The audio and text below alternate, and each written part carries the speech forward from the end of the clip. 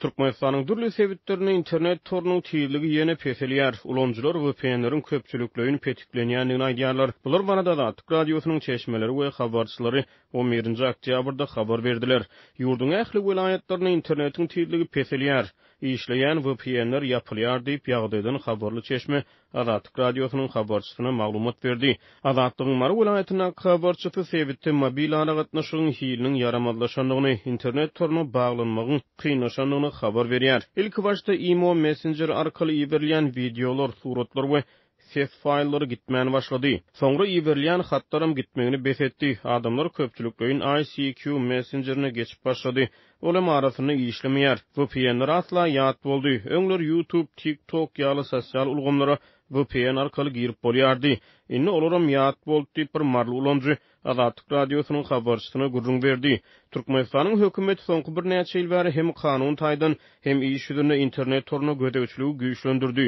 2014-nji ýylda Türkmenistanyň internet torunyň ösüşini we internet hyzmatlaryny etmegi hukuk taýdan düzgünleşdirmek hakynda kanun kabul edildi. Şeýle-de döwlet medeniýetyne görä Türkmenistanyň 2021-nji ýylda kiber howpsuzlyk hakynda kanun kabul edildi. Türkmen medeniýeti ýurdun kiber howpsuzlyk kanunyna strategik taýdan möhüm puwduklarda maglumat tüzüminiň howpsuzlygyny üpjün etmegiň tertibiniň we aýratynlyklarynyň kesgitlenýändigini aýdýar. Türkmenistana kanunçylyk namalaryny çap edýän Adalet Ministrliginiň hukuk maglumatlar merkezi kiber howpsuzlyk hakynda kanuny henüz çap etmedi. Şeýle-de soňky ýyllarda Türkmen aragatnaşyk agentliginiň düzümine kiber howpsuzlyk gurlugy döredildi. Häkimetler ýurdun kiber giňişligini kanun taýdan düzgünleşdirmegiň formulasyny işläp düzýän mahaly muňa aýakdaş ýurtda internet torundan peýdalanjylaryň mümkinçilikleri ýergiderli çäklendirilip başlandy. VPN'ler ýergiderli petiklendi. Internet torunyň tiyirligi ýergiderli pese gaçdy. Türkmenistanyň hökümeti soňky bir näçe ýyl bäri dürli puwduklarda sanly ulgamlaryň ornaşdyrylýanyny aýdýar. Munyň bilen baglykda Türkmenistanyň 2019-2025-nji ýyllarda sanly ykdysadyýet ösdürmegiň konsepsiýasy işlenip taýýarlandy. Şeýle-de Türkmenistan 2019-njy ýylda e-nokod.gov.tm we 2020-nji ýylda Sanly.tm ýaly merkezleşdirilen döwlet portallary döredildi. Sanly ulgamlaryň öwresiniň giňelmegine paralel elektron neşirleriň hökümetçi habar portallarynyň sany ýyl saýyn artyp başlady.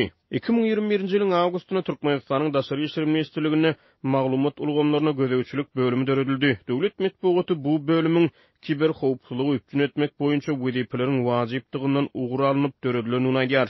2022-nji ýylyň sentýabrynda Türkmenistanyň hökümeti döwlet medeniýetine görä elektron aragatnaşyk ulgamyny artdyrmak we onuň bütünligini emele getirmek maksady bilen özbaşlyk milli sanly tory döretmegi maksat etdi. Türkmen hökümetiniň internet giňişligine işçiliginiň ýokarlanmagy ýurt raýatlarynyň dünýäde iň pes internet tiyirliginden peýdalanýan döwürlerine gabat geldi. Ýa-da geçen ýyl Britan barlykçylary tarapyndan geçirilen tiyirlik barlyklary Türkmenistanlaryň dünýäde iň haýal internet ulgamyndan peýdalanýanlyklarynyň üstüne açdy.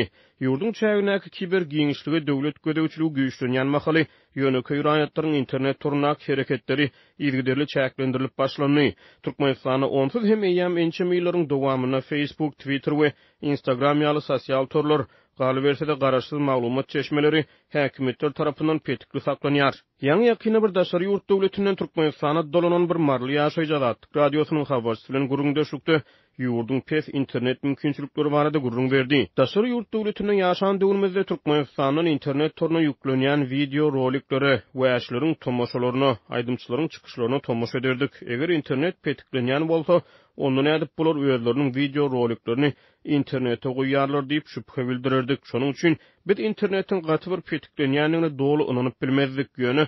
Anha ýurda dolanan soň biz bardada göz ýetirdik. Biz daşary ýurtlarda ýaşan döwürlerimizde isleýän wagtymyz, isleýän ýerimizden arkaýyn internet toruna baglanyp bilýärdik. Hatda internetsiz günümiz geçmedi. Ýöne bäri Türkmenistana gelip gadymy döwre düşen ýaly boldyk diýip ýaňy ýurda dolanan bir marly ýaşaýjy Türkmenistana barandan soň özüni hamaly gadym döwlere syýahat eden ýaly duýanlygyny gurrun berdi.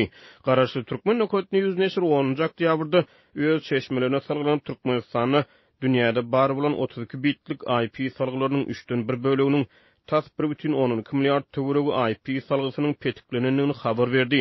Dünýäde internet toruna baglanýan her bir akylly enjam, şeýle-de her bir web sahypasy internet protokolu adlandyrylýan IP salgylaryna eýe bolýar. IP salgylary 4'lük internet protokolu, ýagny IPv4 we 6-lyk internet protokolu, ýagny IPv6 hökmüne iki topara bölünýär. Akıllı telefonlar, televizorlar, laptop we desktop kompýuterlary öz boluşly IP salgylaryna eýe bolýarlar. Tilsima tünelmeler dünýäde 4,13 milliard töweregi IPv4 salgysynyň bardygyny aýdýarlar.